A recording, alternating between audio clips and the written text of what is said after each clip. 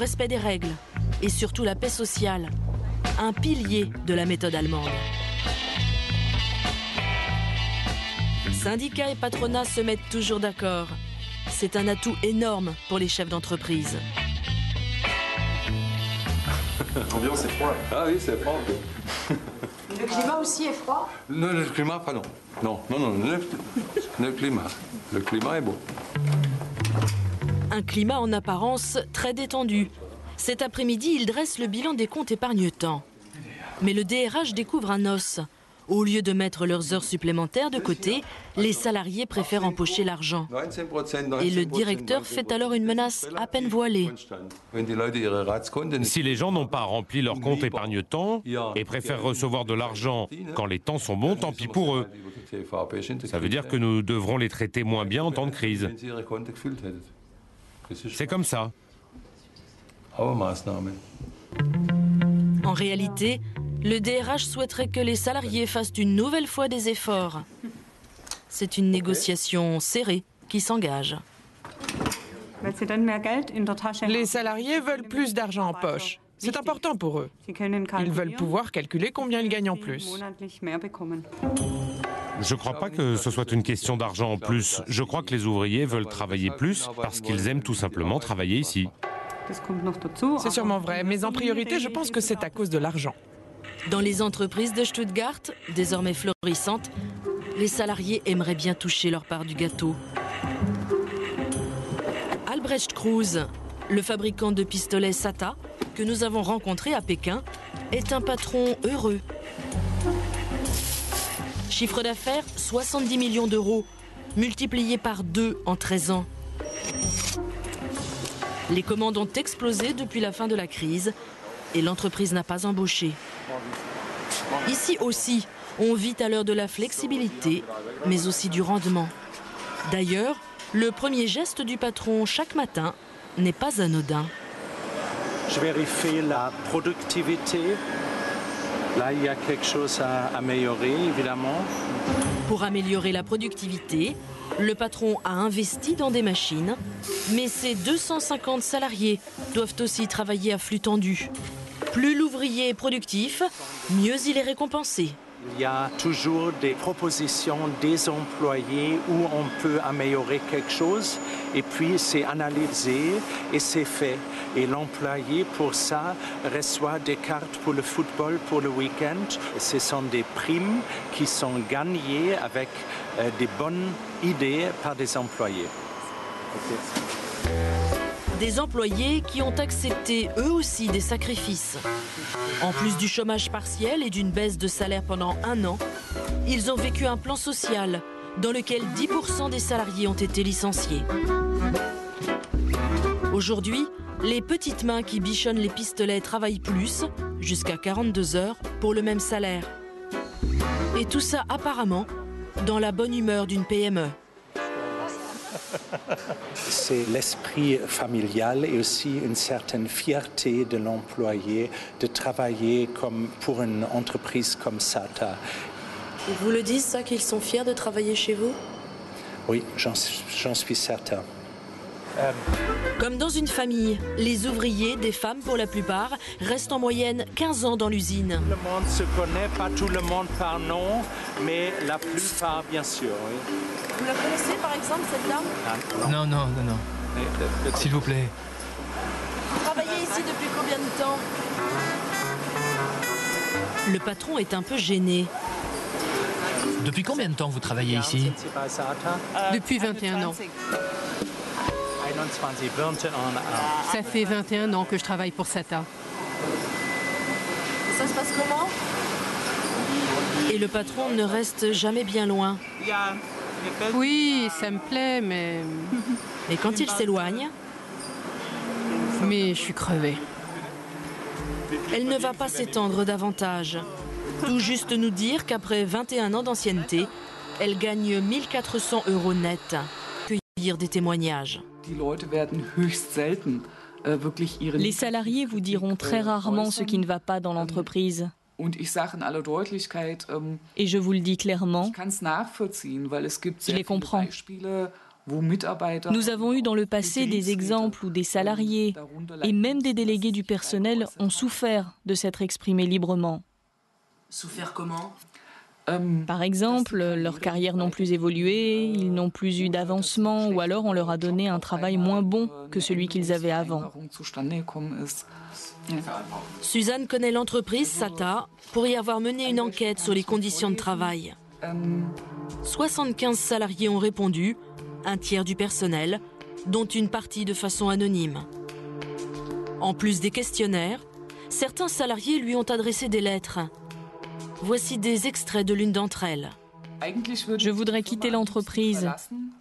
Le rapport avec les supérieurs, mais aussi le niveau de performance demandé sont insupportables. Il arrive que mes collègues et moi-même soient dans l'entreprise 10 heures par jour, et cela plusieurs fois par semaine. Cette lettre n'est qu'un exemple. Suzanne Thomas nous a adressé l'intégralité de son enquête. Nous l'avons entièrement traduite. C'est un cahier de doléances dans lequel les mots choisis par les salariés sont sans appel. Voici ce que souhaiteraient les ouvriers de chez SATA. Ne pas mettre les salariés sous pression en permanence.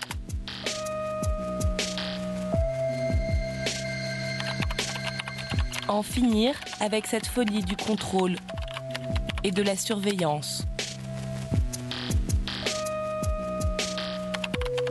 Ne pas être traité comme un esclave.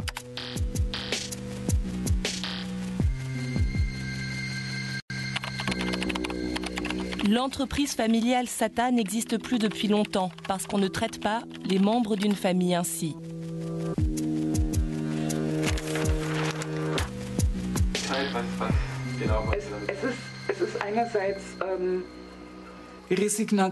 C'est de la résignation.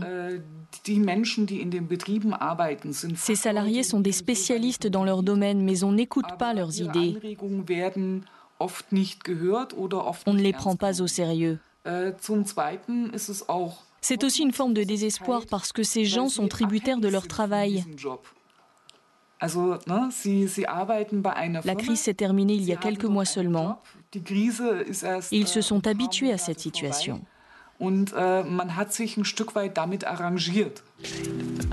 Est-ce en réaction à cette enquête? En réponse aux bénéfices exceptionnels de l'entreprise, le patron de SATA nous a indiqué qu'il allait offrir une prime exceptionnelle de 4 000 € à chaque salarié. Dans un pays réputé pour son dialogue social, quels sont les pouvoirs réels des syndicats? Quels sont leurs moyens de pression sur les patrons? C'est le combat de Michael Koken, délégué syndical à la IG Metall. Il parcourt les entreprises à la rencontre de salariés en souffrance. Ils préfèrent parler de leurs problèmes dans les bureaux du comité d'entreprise. Ils ont le droit d'y aller quand ils le souhaitent. En théorie, je peux me rendre dans chaque usine où nous avons des adhérents. Mais en pratique, je ne peux accéder que là où nous avons un comité d'entreprise.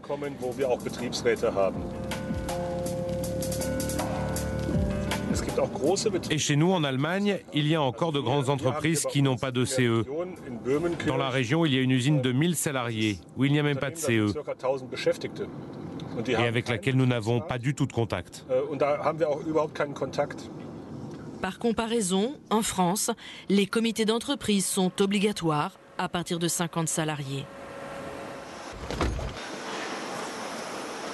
Salut Ali. Salut Mika, comment ça va? Cet après-midi, Michael Koken se rend chez Odelo, un sous-traitant de l'automobile. On fabrique ici des phares pour des voitures allemandes dont les ventes battent des records en ce moment. Depuis la crise en 2009, l'entreprise a développé le recours au contrat intérim. Un tiers de la production est assuré par des salariés précaires. Bonjour tout le monde. Les ouvriers sont essentiellement des femmes qui demandent aujourd'hui le soutien du syndicaliste. J'étais en CDD pendant 2 ans et à cause de la crise en 2009, ils ne m'ont pas prise en CDI. J'ai accepté de revenir dans l'entreprise comme intérimaire parce que je voulais garder mon boulot. C'était trop important pour moi. Je trouve ça vraiment très dur. Tu es licencié et tu reviens dans l'entreprise comme intérimaire. Oui, et je touche la moitié. À travail égal, pas de salaire égal en Allemagne. L'intérim est sous-payé, à l'inverse de la France. Et toi, quelle est ta situation ? Moi, je suis divorcée, j'ai 2 enfants et je travaille aussi en intérim. C'est dur, très dur. Michael n'appellera pas ses adhérentes à la grève. Ce droit est en réalité très limité en Allemagne. Les lois du chancelier Schröder de 2003, poursuivies par Angela Merkel, ont pourtant autorisé l'usage illimité du travail intérimaire. 2 jours plus tard, nous avons retrouvé Larissa dans sa cité à 30 km de l'usine. Un dimanche, la seule journée où elle peut profiter de sa fille. Depuis qu'elle est passée intérimaire, sa vie a été bouleversée. Il y a encore 3 ans, en CDD chez Odelo, Larissa touchait 2200 €. Alors voilà, par exemple, en décembre 2006, ça c'est le net, 2235 €. Et voilà ma fiche de paye de l'agence d'intérim. Et là, vous voyez ce que je gagne, 1354 €. 900 € d'écart pour le même poste et le même nombre d'heures.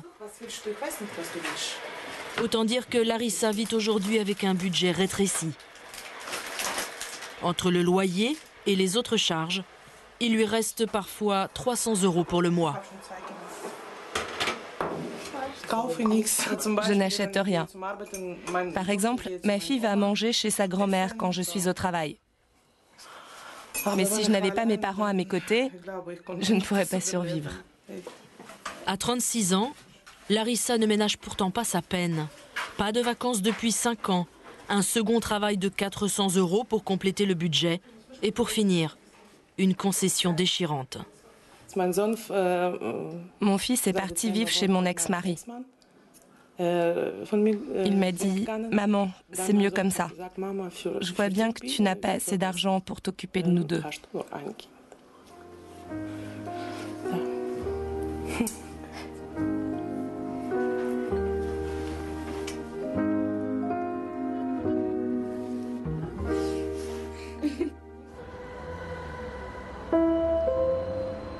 Presque 10 ans après l'application des lois Schröder, le chômage a baissé en Allemagne.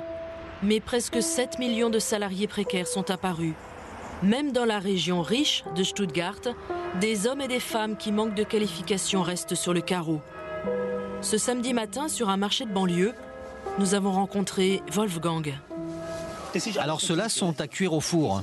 2 fois par semaine, ils vendent de la volaille pour 7 € de l'heure. Wolfgang est au chômage depuis 2 ans et demi. Il reçoit 340 € d'allocation par mois et peut travailler jusqu'à 400 € maximum. Il est devenu ce qu'on appelle en Allemagne un Hartz IV, l'équivalent du RSA. Est-ce que c'est dégradant dans la société allemande d'être Hartz IV? Oui, on dit « Ah, il est à Hartz IV ». On vous montre du doigt, vous êtes étiqueté. C'est comme sur le front. On sait bien que vous êtes au bord de l'existence, que vous avez seulement le minimum pour vivre. On est loin des 2000 € qu'il gagnait dans sa vie d'avant. Tout a basculé en 2005. Un divorce, la perte d'un logement et le chômage en charge les exclut. Pour cadre de vie, il dispose de